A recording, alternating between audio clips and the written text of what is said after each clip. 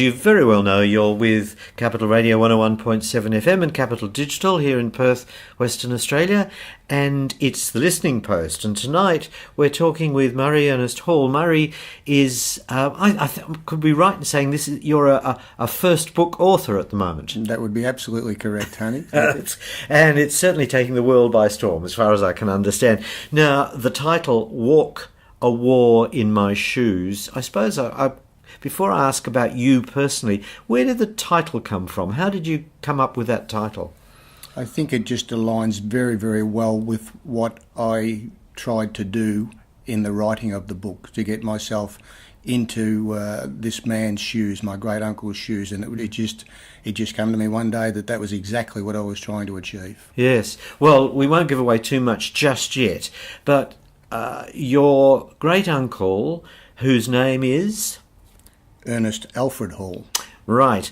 Now, he was, 19 when war broke out, the First World War, is that correct? No, he was a little bit younger, actually. He was about 18, he was 18 when war broke out, but the call to arms wasn't as critical right at that very early point in time. Yeah. So he spent another 12 months or so on the family farm before the call came out that it was urgent, that they did need more troops, etc. And then there was then the commitment was made. So he was a month shy of his 19th birthday when he enlisted. Crikey. Okay, swerving a little bit away from him at the moment, coming back to you. Now, your career as a professional rider took you to overseas, obviously, to be based. Can you tell me why you had to be based in Belgium for a start? When I was about 18, I guess a lot longer before that as well, all I wanted to do was to ride a push bike. It was in my blood. It had come through the family lines, and I was going quite well. I'd won Victorian championships and I'd won Australian championships, and I was going okay. But when I got to the point of 18 years of age, I had to make the next step. I wanted desperately to make the next move. And in that era, it was in Europe. The best bike riders in the world came from Europe, and Belgium was seen as the centre of the universe as far as cycling was concerned. So at 18 years of age, I packed my bags up and I went to Europe. In a way, that famous saying, God moves in mysterious ways, because your age and the age of your great uncle, about whom you eventually were writing a book, the same, and also the tragedy of that part of the world. That's a terrific point that you make. I guess the major difference is that I went with good spirit and free will, whereas I think he went willingly, but he had a rifle strapped to his back, so there was considerable difference. There's a difference between a bike and a rifle, isn't there? Yeah, a little bit, yeah. By the same token, were you aware of the family link when you got to Belgium? Yes, absolutely, but as an 18-year-old, you're not quite switched on to as well as you probably think you are in the heritage or the history of your family. So I knew very well that my great uncle was in fact killed in the First World War and that he was buried in Belgium. So I knew that part, and I knew that my grandfather, who followed his brother into the war, had never seen his brother's grave. No other family member, to my knowledge, had never been to the gravesite. So when I was living in Belgium, I just made that, I put it on the to-do list. Mm-hmm. And you did it? Absolutely. With a friend of mine, we borrowed a car, we drove down to Ypres. I was living in a place called Ghent, and Ypres is around 100 k's from Ghent. We went down there, and it took us a little while, but we found the cemetery. And I think, if I can just digest for a second, when we went down there, we were young and we were naive, and we didn't fully understand what was happening, what had happened down there 40 years earlier. I would suggest a whole lot of people would be in that same boat, actually, at that point. And being 18 years of age yes. at the time, absolutely. And what I expected to do was just to turn up at this town, find a cemetery, and find my great uncle. But if you've ever been into that area, it's not one cemetery. No. There are hundreds of cemeteries. Well, that would normally probably be off-putting, but it didn't put you off. Not so many cemeteries. It was probably a huge reality check at that very point in time that, hang on a minute, this is not what I'm thinking of it being just a domestic local cemetery. There is hundreds of these war cemeteries, all staked out, beautifully manicured, I might add, in farmers' fields, some half an acre in size, some smaller, and they were sprinkled everywhere. And those magnificent white headstones just precisionally laid out, millimetre perfect throughout these paddocks, and I just shook my head in disbelief at that time that I had no idea what had happened down there. It was unbelievable. And how did you actually find the grave? You did at this point. You're asking me to stretch my memory back a very long way, but I think from memory we had an address of the cemetery, and it's about a kilometre and a half southwest of Ypres town centre. So that part wasn't that difficult. But as you may know, at the front of each of those cemeteries is a roll, an honour roll, yes, which is tucked away in a brass cabinet at the very front. It's common in those areas. And we found his name, we found his plot number, and from there we found him. Do you recall, and I know I'm asking you to think back, but do you recall if the Belgian people were conscious of who they were looking after? I don't know about then in 1974, but I can certainly say that now in recent years, and I've been back a couple of times recently, they are very well aware of what happened there, and respect for what happened there and who died for their country. There is no doubt about that now.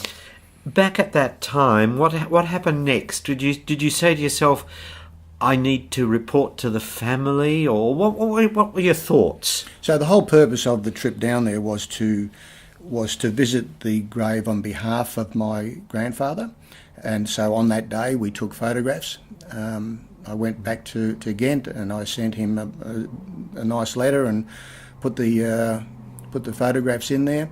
And would you believe that now, so many years later, that letter stayed within the family and those photographs stayed within the family, and they're back in my possession again. So I still have that original letter and photographs that I sent to my grandfather in 1974. Do you know how your grandfather reacted at all? No, I don't, but I've often thought about that, and it wasn't until recently that I really thought that maybe I hurt him that day. Maybe I'm sure that having never seen his brother's gravesite, and then suddenly having those photographs thrust upon him at an age that he would have been about 75, nearly 80 years of age about that point, that it would have been a very hard day when he opened up that letter that I'd sent to him. So, yeah. Was his own military career, a tragic one as well? I mean, obviously tragic because he lost his brother, but... So when my grandfather boarded a boat in Melbourne to go to the First World War, he knew a week before that his brother had been killed. So you can imagine the stress and the strain that would have caused on him, knowing that he was going off to follow in his own brother's footsteps. Yes. And his military career in Europe pretty much followed the same steps as his brother. They both fought in the Somme, they were in Belgium for a while, etc. So, and my grandfather got shot in the back in the Somme and spent a little bit of time in England, and eventually come home okay in 1919. But the answer to your question is that yes, he went there and he followed pretty much the same steps. So my mother died in 2013. My father had died a couple of years before that. And I was in her house after the funeral, and everybody had left after the wake, and I just went to her study, and she had a big filing cabinet in the study, and I just thought that I'd spend a few minutes there just having a look around and tidy up the checking up and things like that. Just, your mind's a bit numb, but you do what you got to do. And in the bottom of this filing cabinet there was a big A4 folder in it, and it had all these original handwritten letters that were 100 years old from my great uncle that he'd written back from the prior to his enlistment to about a week before he died. And these letters were unbelievable, to hold those documents that were 100 years old, and they hadn't really seen the light of day. That we had never had a great deal of conversation about what the content of those letters were. I sort of knew that they'd existed. We'd had brief conversation, but not to the point where you sit down and read see it. the reality. And to hold those documents physically in your hand and think, wow, this is an unbelievable story. And I sat on the floor and I started to read a couple, and my interest in him, what grew into a passion, developed right from that very point in time. When a period of time went past, obviously, I collected those documents, I took them back home, and I sat on them for a while. And one day I sat down and I said, okay, what needs to happen with these documents is that they're precious. They are really valuable. And they belong in a better place than in my lounge room. And my mindset was that these documents should finish up with the Australian War Memorial. And the family agreed to that. We spoke about it and we said it was magnificent that these documents had survived so well for 100 years, but there's no telling going forward what would happen in another 100 years. No. That someone doesn't have the same respect or doesn't understand what they are and they get thrown out, and that would be really tragic. So my thought process was that these documents, these letters, need to finish up with the Australian War Memorial. So I sat down then to transcribe all the letters for my benefit, so that I had a record and obviously photocopies, etc., of all the original letters, so that they survived in the family but not in the in the original format. And so I transcribed them with a purpose of my own benefit, but also a couple of relatives that had shown an interest. So that's how the project started. The embryo. That was it. That's how it started. So when I went through the letters and I was going through them then word for word to transcribe them, so I'd come across bits and pieces of information that I didn't, because I'm not ex-military. I didn't know, or I didn't understand something, or he would say something that I need to know more about that. It might have been a venue, it might have been how to use a machine gun, or the rifle that he was given, whatever. And I'd go and study that. And the more research I did on these thousands and thousands of different points that he'd written about, it just became a massive project, one that I loved, and I could not get home from work quick enough on days to continue where I'd left off the day before. I'd become so passionate, so attached to the project, and it grew. It just grew like that. And it got to the point where relatives had said to me, because they probably got sick and tired of me telling them what I'd been doing day to day, that, Murray, you probably should sit down and look at the bigger picture. Maybe this should be recorded in a book. So that's exactly how it developed. And I think what we'll do now is we'll hear some music which will allow you to have a selection, or give us the first of. I've asked you for two selections, so the first selection come up, you'll need to describe where it fits into the storyline, of course, and so we'll have some music before we do that. But before we go to the music, so did you expect it to be published, or did you think that it would just be something the family kept?